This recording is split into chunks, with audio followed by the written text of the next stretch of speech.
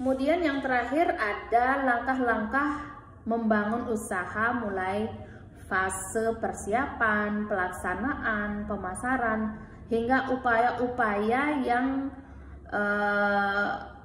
akan kita lakukan sebagai bentuk mempertahankan dan meningkatkan jumlah customer atau omset.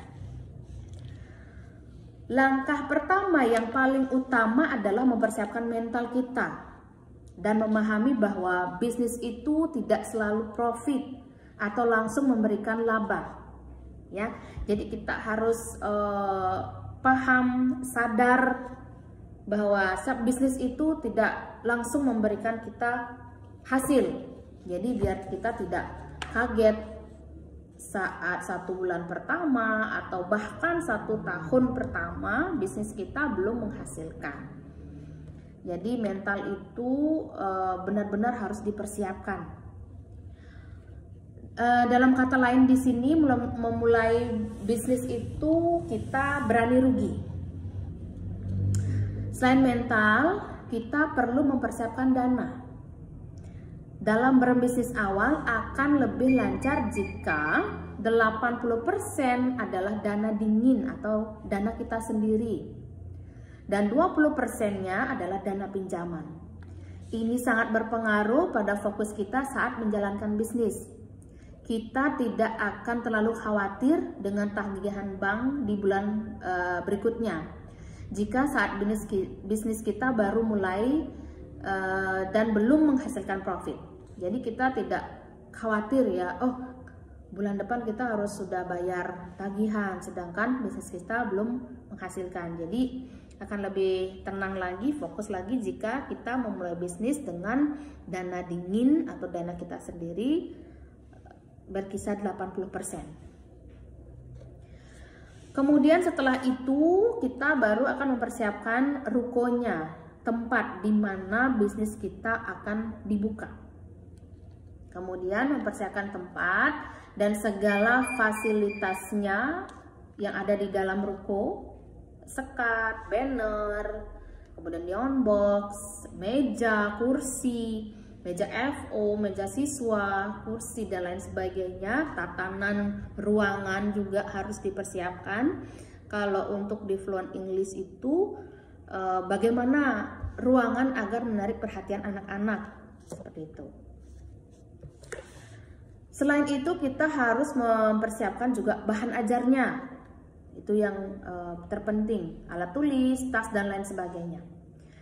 Dan yang paling utama adalah mempersiapkan guru pengajar yang profesional sesuai standar usaha atau bisnis kita dan juga produk berupa materi yang kita berikan dan akan kita jual ke customer kita. Harus yang benar-benar yang sudah fix, sudah berkualitas seperti itu dan sudah matang.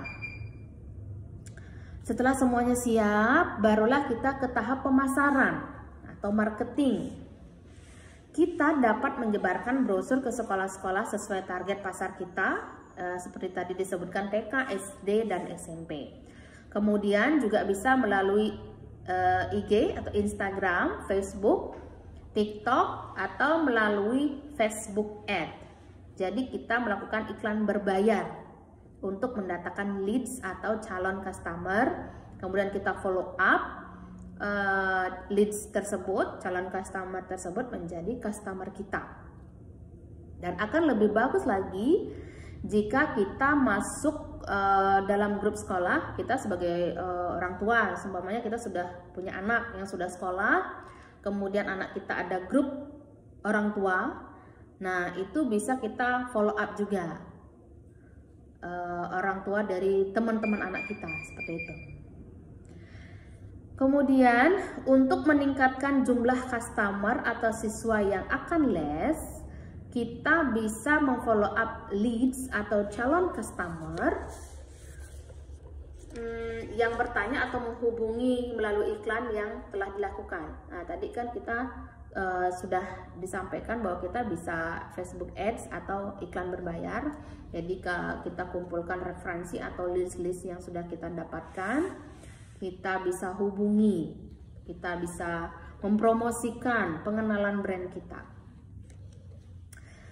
Cara mengclosing yaitu dengan melakukan janji trial, ya, sudah mendapat nomor WA-nya, kemudian kita janji trial, kemudian janji ketemu ke outlet, kapan, jam, hari apa, jam berapa.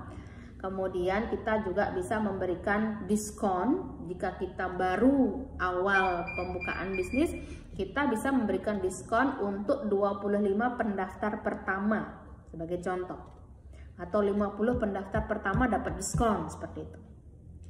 Dan kita juga bisa melakukan promo kepada customer yang sudah daftar, yang sudah les di tempat kita dengan promo member get member. Maksudnya di sini jika siswa yang sudah les, sudah daftar ke tempat kita, membawa temannya atau membawa customer ke tempat kita lagi, dia berhak atau mereka berhak mendapatkan diskon atau potongan SPP di bulan berikutnya. Contohnya tadi sudah disebutkan SPP-nya 250 per bulan. Jadi kalau siswanya datang membawa anak lagi untuk les di kita berikan diskon 50.000 contohnya. Jadi bulan depannya siswa yang mengajak customer itu bayar SPP-nya 200.000 saja.